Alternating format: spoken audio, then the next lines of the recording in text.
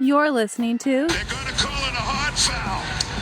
They're going to call it a hard foul. offering in-depth analysis on all things Boston Celtics with your hosts, Jim and Mike Quigley. All right, everybody. Welcome back to another episode of Hard Foul. I am Jim Quigley again here with my brother, Michael. You know, we are a couple of weeks away from the Celtics championship and the parade and all the celebration, and the offseason is off in full force. And, you know, a lot of what has happened with the Celtics has been what people said was going to happen. We've had extensions for White and Tatum. We've had Luke Cornett resigned. But the big news came yesterday or the day before. My timeline's a little screwed up. It came yesterday, Jim. Right after the White extension, that Wyc is putting up the Celtics for sale, and what that means long term. Very interesting that he's signing these huge checks and it's going to hand them off to another billionaire to pay. Well, to get paid, not have to take the responsibility. Oh yeah, or if it's John Henry, maybe he'll just ship out everybody on the team and add it to his portfolio. But today we're very, very fortunate, Mike, to be joined by Michael Pina of The Ringer, formerly of the Winning Plays podcast. That's how I got to know you, Mike. I was an avid listener of that, and I was disappointed when that came to a close. But thank you so much for joining us. I really appreciate it. Taking the time today. Yeah, this is going to be a lot of fun. Thanks so much for reaching out. Can't wait to talk about everything that the Celtics have done coming off their 18th championship, which is obviously fantastic for Celtics fans. No, it's great. It's great. But what is your reaction? I don't know what the reaction is around the league to, Wyc putting this up for sale. Obviously, this must have been in the works for a little bit here. Wyc didn't just wake up yesterday and say, all right, it's time to put the Celtics up for sale.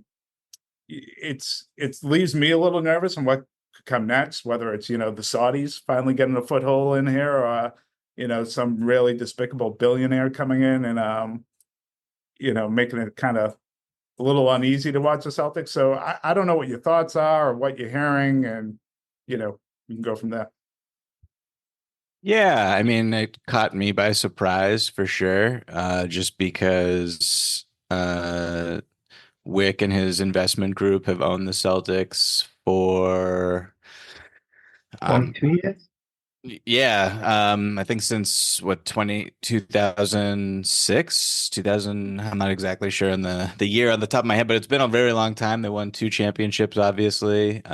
They've been fantastic owners and governors throughout their tenure, especially just relative to some of the other people who own NBA teams in terms of their willingness to spend and their inability to help themselves when it comes to meddling in personnel decisions, or just being super impatient, which I think is a big issue right now in the NBA with some organizations. And so anytime you have, I mean, one of the great things that have made the Celtics so consistent is their low turnover rate. And that goes for ownership, that goes for their front office. I mean, when Danny Ainge stepped aside, it was a stunner, and then you just kind of slide Brad Stevens, who had been with the organization for 8 years, into his role. Pretty much everyone, it's a very small front office. Pretty much everyone in the front office stayed, including Danny Ainge's son, Austin. And that type of continuity, those relationships, that really matters, I think. Joe Mazzulla, they bring in Ime Udoka, obviously, but Joe Mazzulla stayed on with Ime Udoka's staff, and then obviously rose up, going from Brad to Ime, and then became the head coach. So it's just more of a stable environment that not every organization can replicate. And so when you talk about bringing in a new owner, I don't know exactly what the timeline is going to be on that. There's some mixed reporting, and the statement that was put out was a little confusing to me. It was a little ambiguous, I thought. I thought it left it open to, it could happen almost at some point this year, or it could, stretch out depending on what the best. I think it's all about what deal he gets, right? Yeah, that's another thing. I mean, you got to kind of wonder. You guys threw out some potential buyers. You got to wonder how many people. First of all, what the the franchise is worth, which is like, I would say between like $5 and $7 billion. Like, how many people are going to who are interested in even purchasing a professor, buying into the NBA, have that kind of money or can get that kind of money? And what if you're a Celtics fan?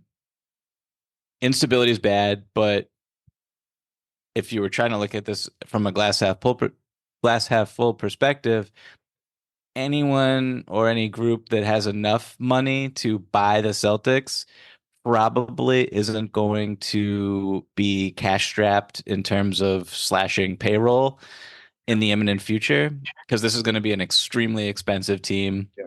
And we all know the restrictions that the first apron and the second apron are having on teams, and they're really they've hampered and have potentially already broken up some contenders.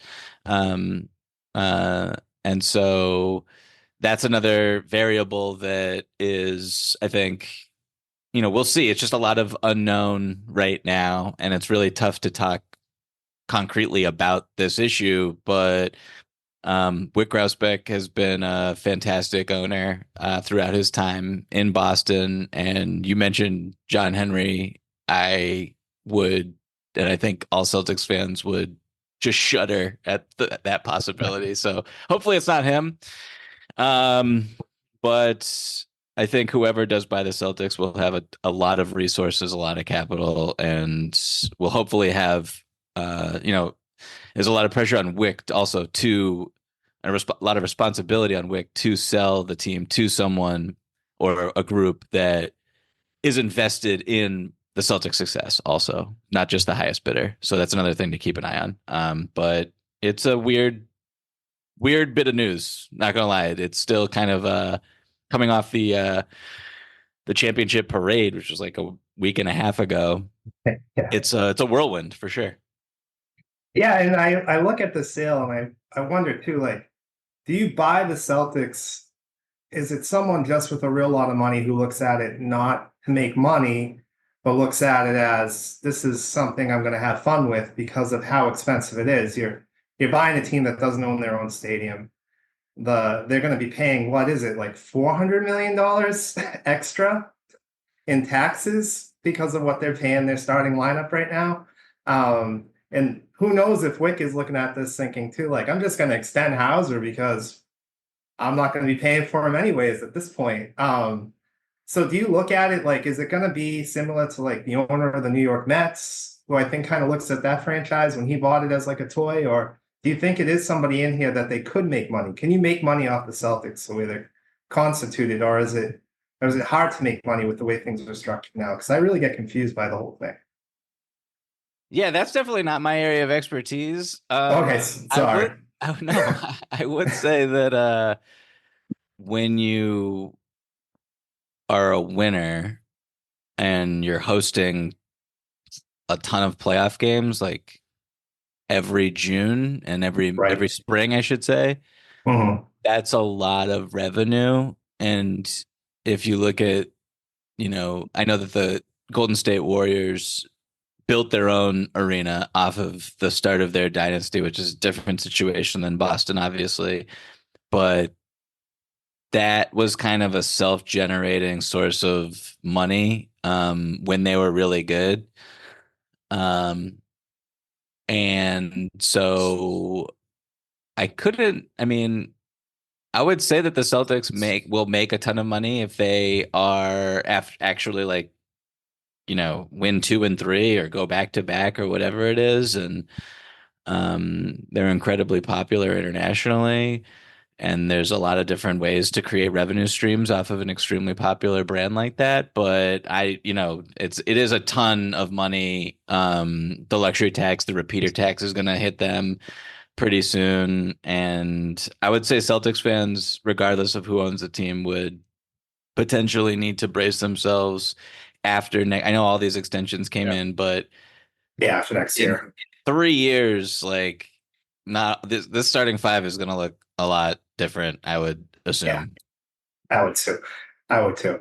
And you're right about it being an international brand because of our listeners that we have in Australia and Taiwan that listen to this podcast. So the Celtics are definitely an international brand. Might We just be appreciate those listeners. If we could switch gears, Jim, I just wanted to ask a question about the Knicks offseason and how that might impact the Celtics, unless you wanted to go in another direction right now. Yeah, Jim. no, I just wanted to stay on the Celtics quickly. Mike, your articles, particularly, I really enjoyed the Tatum and Brad Stevens article, and I thought they just fit together too, about how the Celtics kind of built this and how Tatum handles his business and what he brings to the Celtics.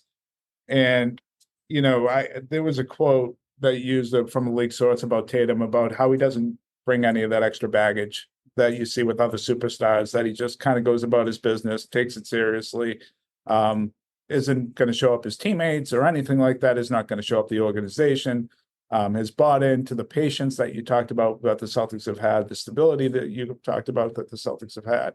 And it kind of leads me into, the two extensions yesterday. They don't get a lot of headlines, but I thought they were pretty big deals. I think obviously extending Tatum's a huge deal and having him continue to be the cornerstone here. And then the Derek White one. You said the starting five could look a lot different. They got him on an absolute bargain. I assume. I think if he went to the open market next year, he could get 40 to 45 million potentially. Correct me if I'm wrong, but I think if they're looking for stability and they're looking to keep this going for a little while, I tend to see them holding on two guys that I see maybe from that starting five here in the future is the two guys they extended yesterday, and probably Jaylen Brown, and maybe everything else looks a little bit different. I don't know what your thoughts are on all that, but I just continue to bring good guys, humble guys, team guys, and that's kind of what they did yesterday with these extensions. Yeah, I think that when I talk about breaking it up, it's too early to say about any specifics there, honestly. I do agree with you that Derek White's extension is a fantastic contract. He's one of the best two-way players in the league. He is one of the best three-point shooters in the league, and he's one of the best defenders at his position, and seemingly is still getting better at 30 years old, which is really impressive. And the Tatum extension is an absolute no-brainer. It's the most expensive contract in the history of the NBA. That's kind of a technicality because Luka's extension is going to be the most expensive next year. Every year, yeah. Shea is going to be the most expensive Supermax extension the year after that. But he's worth it. He's I wrote that piece about him. Essentially, I started reporting it before, I guess early on in the playoffs, but it was something that has been in my mind for a really long time just because of his overall value and if you just look at most franchise players in the NBA, they're very and can be very volatile and fickle and difficult to deal with. And sometimes your general manager, your president of basketball operations is going to bed at night, really nervous that they'll wake up and there's a phone call on their phone the next morning that's a trade demand that could just blow up everything that they've worked so hard to build. And that has not really been a threat or a concern with Jason Tatum at all. So off the court, I think that a lot of that is undervalued, and his personality and his introverted nature is atypical of someone as good at basketball as he is. It's not to say he's the only one who's like that. I think, Jokic, SGA, you can name some other guys who are like that. But with Tatum, when you look at the on-court value, there's really no glaring weakness that prohibits him from being a major positive impact in just about any type of lineup that you want to put him in. Right. So I think that has a lot of value, and you can put any type of player around him. And I thought that his defense, particularly in the finals, where he's able to guard a 7-foot center, and switch every ball screen, was humongous. I mean, it's the reason why the Dallas Mavericks couldn't generate lobs. It's the reason why they couldn't generate corner threes. And, there were certainly possessions where Luka Doncic got the best of him one-on-one, because Luka Doncic is one of the best one-on-one players in the history of basketball, and he's going to do that.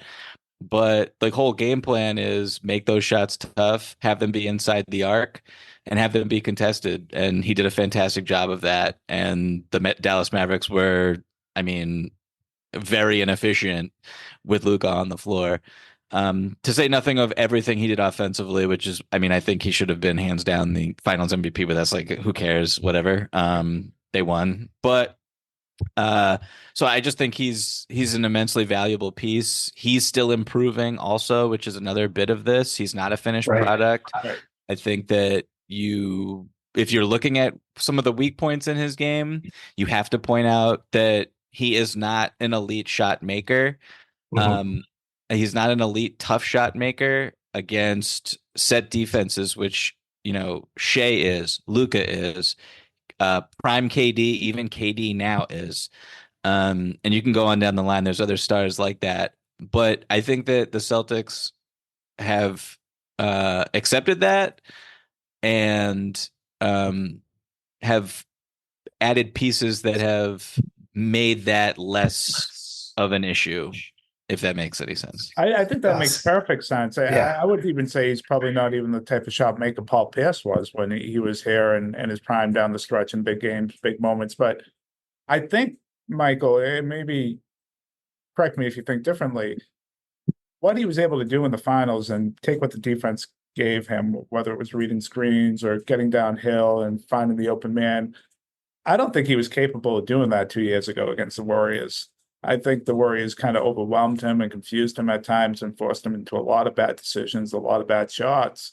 Where in your piece, he said it himself, where, the Mavericks want to test your patience and they want to make you kind of force the issue.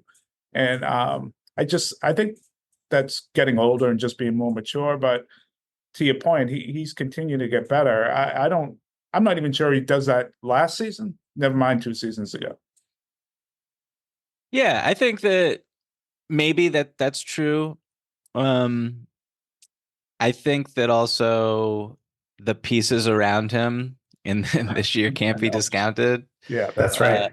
He always had like there was no, I love all these players, but Marcus Smart does not space the floor like Derek White or Drew Holiday. Robert Williams does not space the floor, period. He always had short of stretches where Xavier Tillman had to play when KP was unable to. He always had 5 out, immense gravity, and he was able to take care of the switch heavy defensive scheme that the Dallas Mavericks had, and beat his man off the dribble and draw 2 and take advantage of the 2-on-1 advantage consistently. So I do think he is better, to your point, absolutely, and I think he gets better every year, and he has his entire career. I also think that credit needs to be given to the coaching staff to really instill in him the need to get off the ball when he does and not force shots, and trust his teammates. And then credit needs to be given to the front office for surrounding him with just an elite supporting cast. Yeah, you mentioned his rebounding in the article too, which I thought was a really good point. I mean, we all saw the rebounding, but I didn't realize he was the second most efficient rebounder in the playoffs. Maybe it was Anthony Davis, you said, was number 1, that Tatum was grabbing 70% of his chances. I mean, those are things that, for a team that didn't have KP, especially, and Al at 39 years old, or a lot of times where I was talking to Jimmy about it, like they really need Tatum to be an elite rebounder to compete. in this playoff run now. And he just stepped up in a lot of different ways. And I loved how you touched on it throughout the article, because you talked about his lack of elite shooting. But my question for you around that is, now that he's got a title out of the way, is that something that you feel more confident in, that he's going to get better at? Like, that's going to be the next thing that he improves in? Or do you feel like this is who he is and it's fine? You know, you see other players after they get that first ring out of the way, it seems less stressful and easier for them to play. I definitely think he can be a consistent above average mid-range shooter. I just I think like getting to be a Kawhi Leonard on long twos or short 2-point jumpers, that's a hard bar. Like, that is really tough he's like, so I don't know if he'll ever be that good or as good as KD. Like, these are just like some of the all-time greats where I just need to get to my spot. It doesn't matter who's guarding me. Like, you better send two because I'm gonna hit this shot. Like, doesn't like just completely ignoring the first layer of defense. I don't know if Tatum will ever be that good, but I think that he can certainly be a more accurate and effective 3-point shooter. I think his shot selection is actually fine. There's some that you would like to see him put in the bag, particularly late in quarters, but his ability to create space is second to none. And if he unlocks that, becoming a 38% pull up 3-point shooter, then we're talking about someone who, I mean, this guy's already averaged 30 a game in a season. So like, there's really not that much more room for him to get to improve where it's like just feasible. But I think that in terms of efficiency, that would really help him. It would help ease the burden on everybody else in certain situations, in certain spots.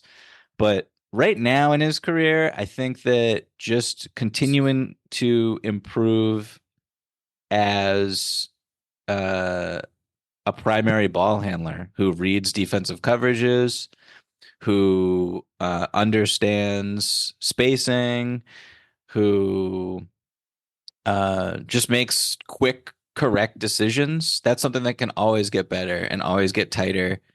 And that's kind of the area where you can see him get better as he ages. And then, there's obviously like, oh, can he be a dominant post player? Can he be a little bit more efficient in isolation? Can he, he's not perfect, but he's really, really good at a lot of different things. And if he's not the best at anything, I think the way his game kind of is makes up for that, if that makes sense.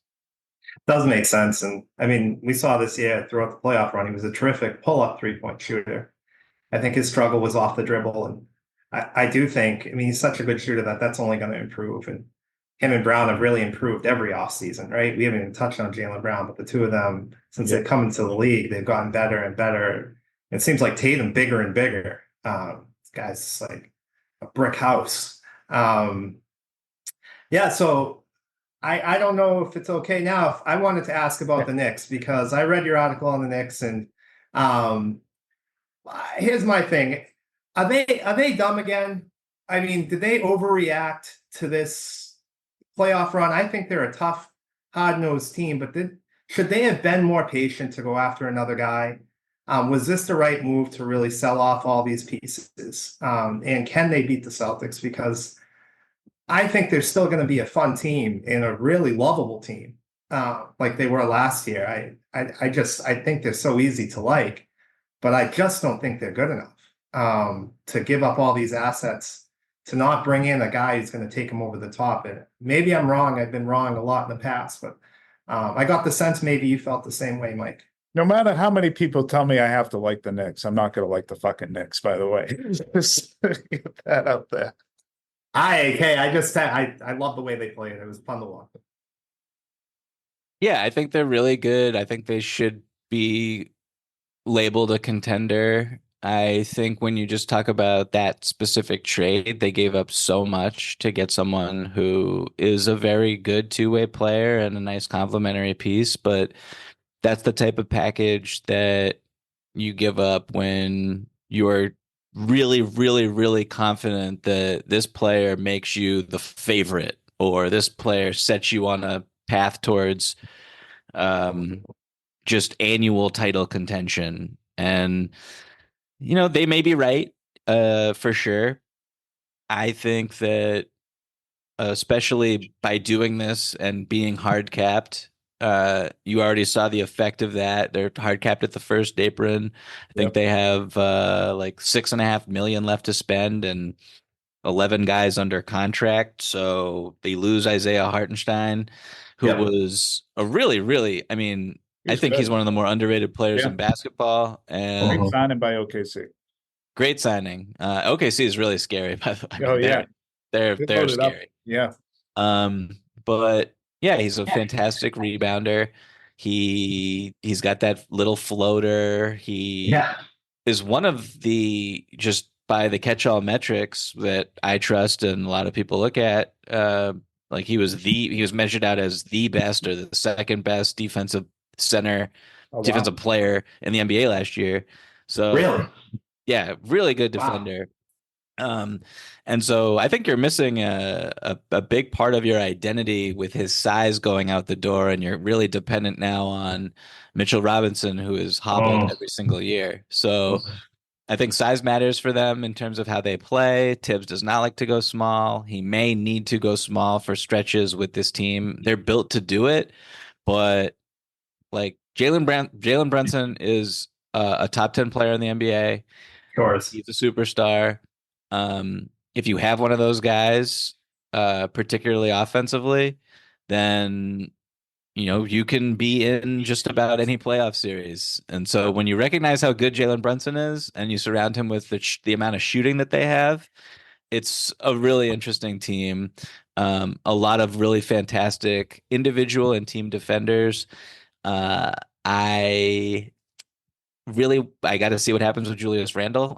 When I was writing that piece that you referenced, I forgot he was on the team, like 250 words into the article. Like, so I'm He's really going to be a curious. guy that wants the ball, I would think. Yeah, 100%. And personally, I think that they don't go on the run that they made last year if he was healthy. So trading him is a potential move that is to come and could really shift how I feel about them and how they look and how they play. So we'll see. I think time will tell, but they're really good. They're, some have them second best in the East, some third. I don't know anyone has them fourth. So they're a really good basketball team. Yeah, it's interesting too, because I think with Randall and Anunoby, they were 14-2. And they had like some crazy metric where they were outscoring teams by like 180 points during that run, which means like I'm not great at math, but definitely double digits every game. So maybe in their mind, it's like, no, we're keeping Randall. This has worked out. They also it is have interesting to see Havenstein in the middle what they there end up on that doing. run. Are there any backup centers available on the market that could fill that role even? Or is it just Precious Achiuwa coming back to New York? I don't think Precious is in the cards. He could be. I believe they renounced his cap hold. So It's like a Daniel Tice type guy they're looking at. Yeah, like some dudes have come off the board, honestly, that I thought could be really interesting and useful for them. I'm not sure if they have any. Yeah, they have some small trade exceptions that they could take advantage of potentially, but I don't think anyone is. The backup center market is not like they were really fortunate and intentional when they signed Isaiah Hartenstein. He was the best backup center in the NBA at the time. Yes. The Clippers losing him was pretty significant. So he's really skilled. He's a really good passer too, and he can play in the high post. And if you watch how Jalen Brunson operates off the ball, a lot of his success and a lot of how he got open was because Isaiah Hartenstein set him up. So he's really good, and I think that they will miss him I don't know if they'll miss him more than they'll appreciate Bridges, but they will miss him, and they're not going to be able to replace him with whoever they sign. Well, they could have replaced him with Cornette. They could have got Luke Cornette, baby, but he decided to take a minimum and stay here. Jim, did you want to touch on the Sixers, or did you have any sure. other I know, questions about the Knicks? I agree with most of what you wrote about the Sixers. I think Paul George is a fantastic two-way player. But I also think this was kind of a marriage of convenience. I think the new cap kind of expedited Paul George's, release. So however you want to frame it from the Clippers, and he's 4 years old, and his games played is what they are. And the Sixers needed a big wing of his skill set.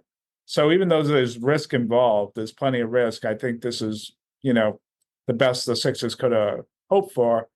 But to me, none of it matters. Like Paul George could be healthy for the whole entire season in the playoffs and be really, really good, unless Joel Embiid is in, the best shape of his career and is able to play at a high level in the playoffs, which, outside of maybe that one run with Butler where he was really, really good, Embiid has not been a playoff performer, really. And I'm not just saying this as a Celtics fan, and correct me if I'm wrong, I don't have much reason to believe to trust this Sixers team at all, because I don't trust their big guy.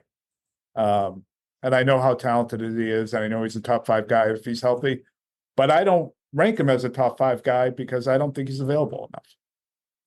I think for me with Embiid too, it's more like he is available in those first 3 quarters of playoff games, and he puts up incredible numbers still, but it's always that fourth quarter where he doesn't look like he's in the shape he needs to be to finish it out. He was a non-factor in the fourth quarter against the Knicks and just about every game.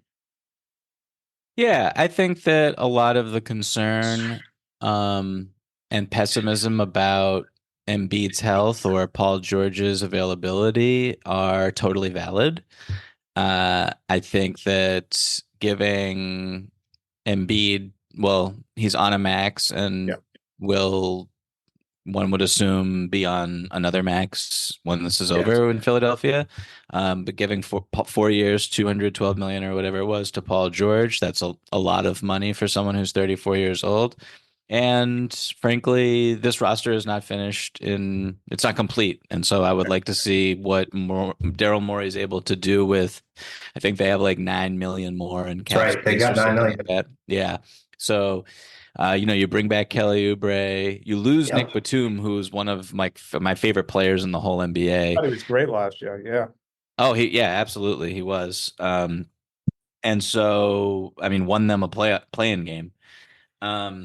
That's right. He's a big loss in terms of needing two-way players who complement Maxey and Embiid. But you getting Paul George is like a definite upgrade, obviously, and he's a star.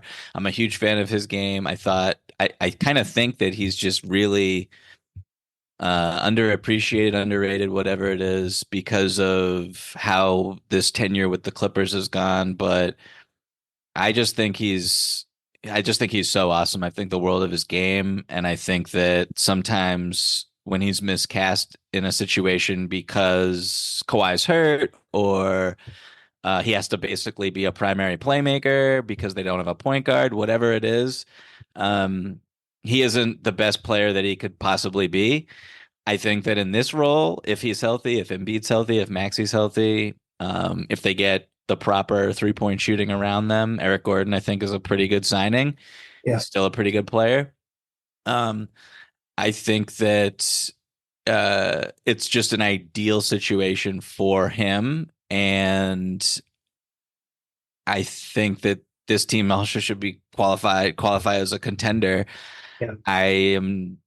I still think that the Celtics are I don't think the Celtics are like sweating too hard, I'll say, about Paul George coming or Mikal Bridges going to the Knicks.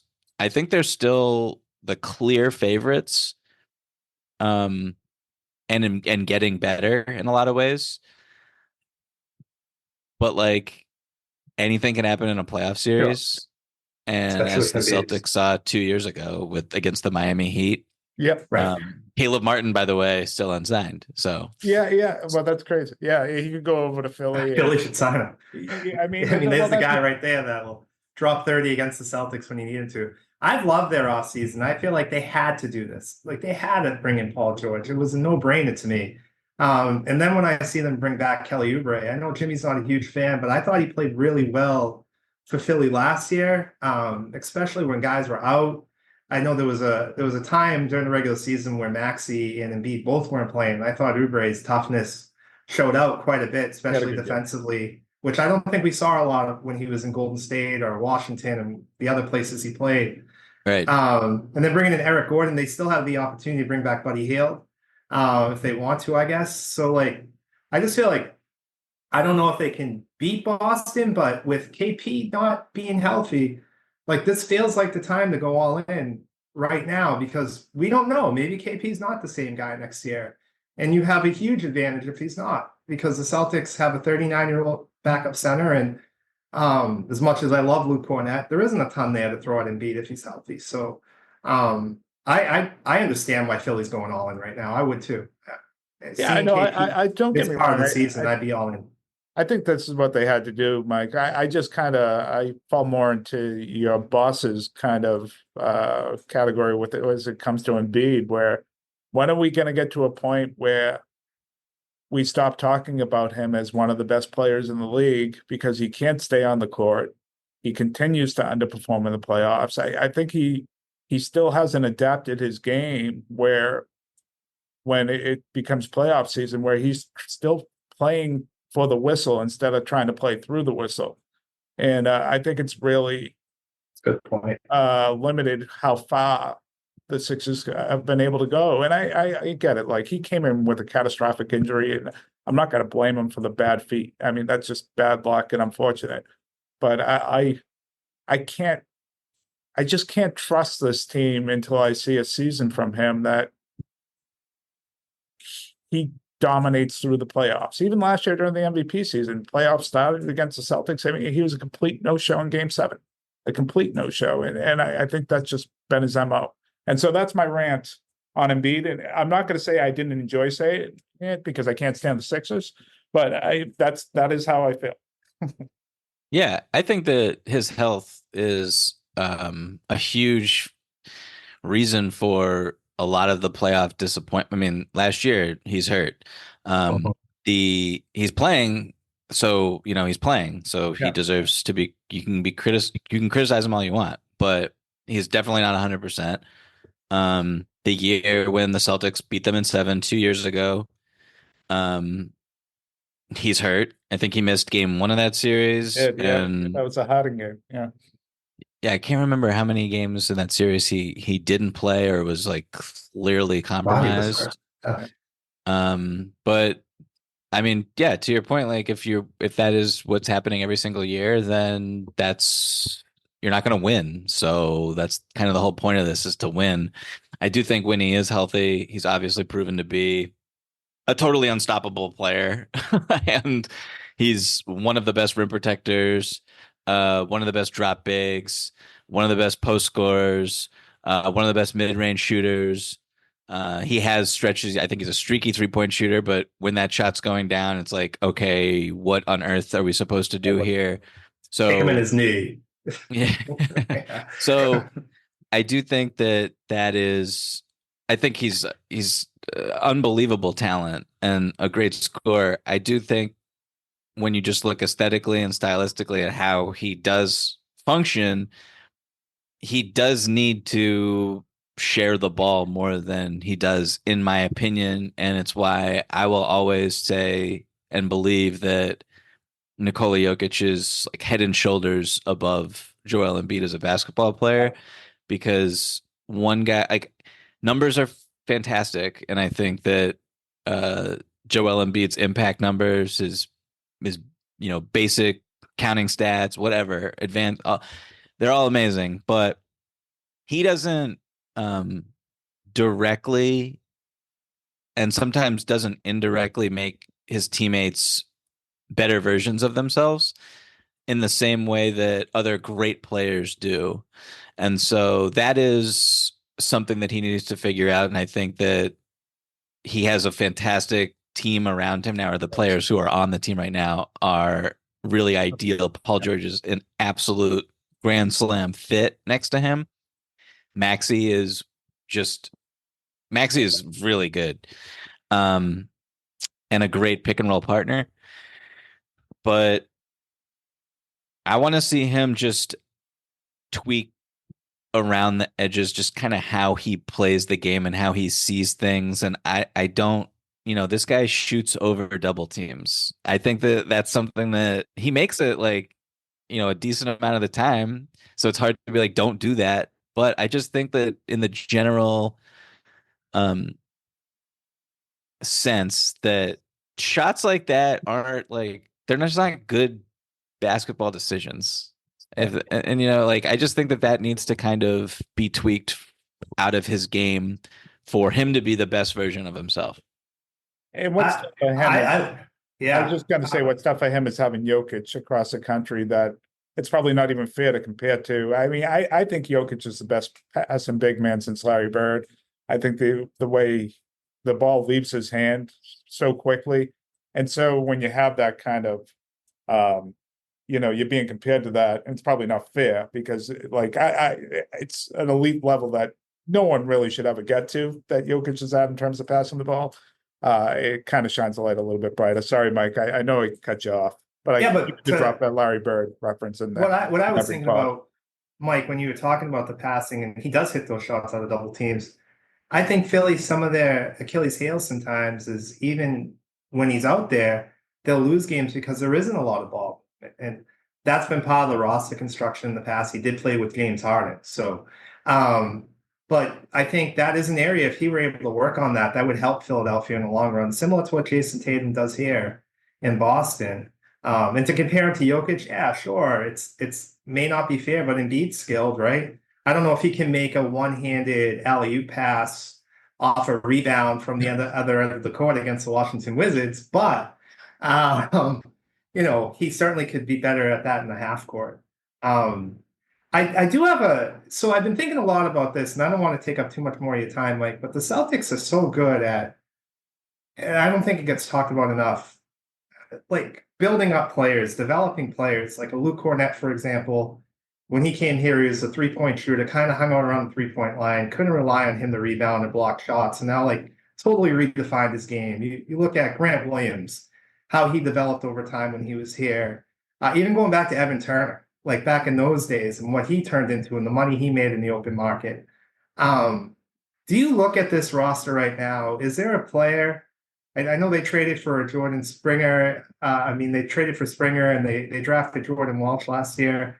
Is there a guy that you as a Celt being tied into the team that you're really looking forward to as a developmental piece? And as they look out to fill out this roster, if they can't bring back Tillman, is there like a veteran free agent that you love that you wish the Celtics would just go and get? 14 can talk. I'll answer the last thing first. I kind of I've been like joking with some of my friends and fellow writers and people who cover the team, like, when are the Celtics going to sign Daniel Tice? Like, that's just kind of like a running gag. Right. I don't know if that's ever going to happen, but they probably still love him. I don't know if they need another big, to be honest, and they want to use a roster spot like that. But yeah, I think Springer's a really interesting player. I think defensively he's particularly interesting, and that's part of what has intrigued Brad by him.